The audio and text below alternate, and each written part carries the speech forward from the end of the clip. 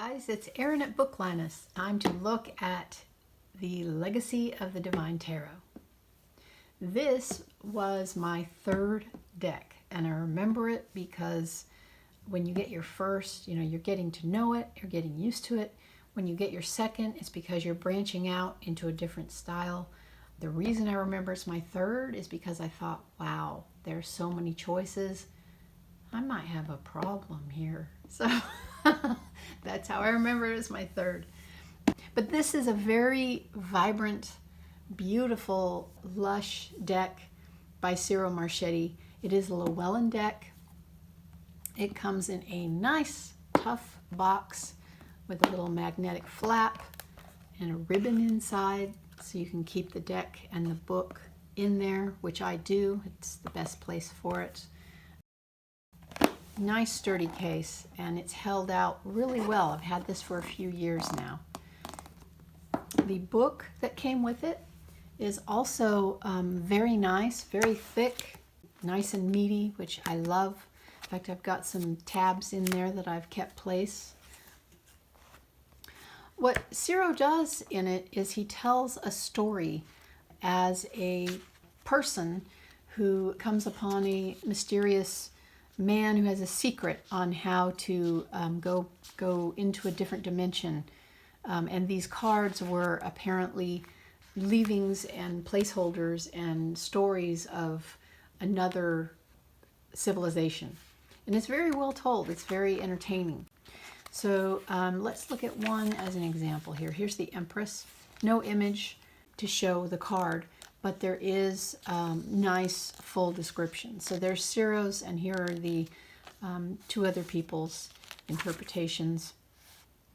And then you have keywords, descriptions, and then they go on for elemental attributes and planetary attributes, gifts and advice, and then quotes for each one.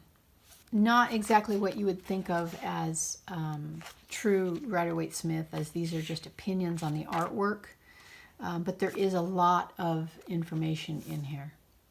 The spreads are in the back. I have some examples of that here with some descriptions. So there's some more appendix in here of elements, which is a lot of information for you. So an excellent book, great book.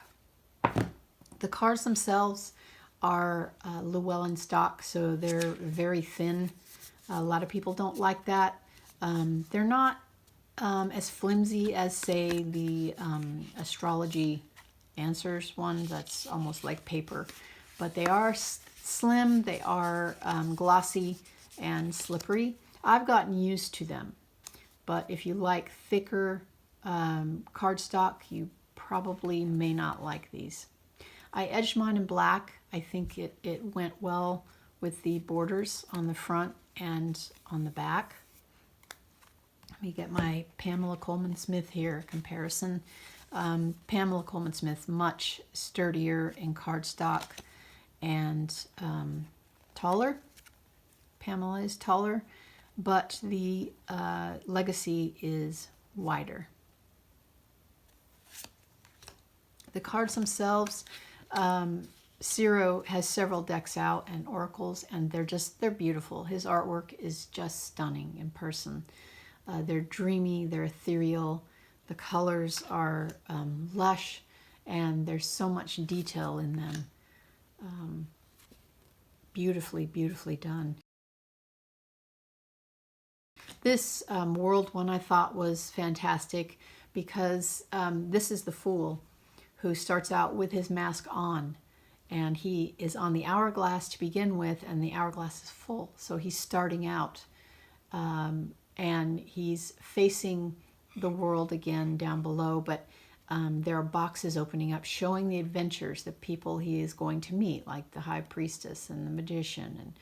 And so now we have all the signs of the zodiac open that he has experienced. He is fully ascended, enlightened, and his mask is off, and he's embracing the universe. And I thought that was a wonderful take. Some cards I weren't sure about. There were only two. And the Five of Wands. And I want to say The Ghost Tarot was one I didn't really get the Five of Wands either, but it was just the artwork itself is just kind of weird. They're all like a tree. They're part of a tree, but yet there are bat wings, and I get the practicing and maybe conflict, but it's just kind of a weird drawing. And this one, the Eight of Cups, because it's just kind of the fishy part of him, like octopus guy. It was just a little odd for me. So, but there are cards that are gorgeous. Look at the Knight of Cups. The Knights, Ciro chose to not put people, but the Knights' helmets and the elements with them. So you have this water, and there's the Knight of Swords, very airy and open with the hawks. The Queen of Wands, she's on the cover of the box. She is just spectacular. I love her. Love her spirit and that fire. Looks like she's just turned to look at you, and she is saying yes. The Empress, a beautiful, beautiful card of the Empress. Look at the animals surrounding her. This just screams abundance and fertility and joy and love. And yet luxury. Look at her surrounded by flowers and the silk here wrapped around her with the butterflies. Beautiful. And this I thought was interesting as well. This is the Hierophant card, but Ciro has made it faith with the different religions. So interesting. And my deal breaker cards. Here's the High Priestess, and she is emerging out of the water with her pomegranate and her scroll. Looks like the horns of Isis. And there is the owl for wisdom, and there's the full moon behind her. Two of Swords, blinded, making a decision. He has the astronomical symbols on all of them too. I don't know if you've noticed that. Here's the Eight of Swords, trapped in a spider's web, blinded. Queen of Swords.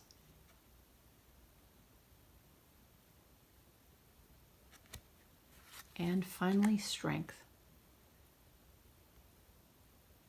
We have the woman, and it looks like she is touching the enlightened third eye of the big cats there. They're there to protect her, show strength.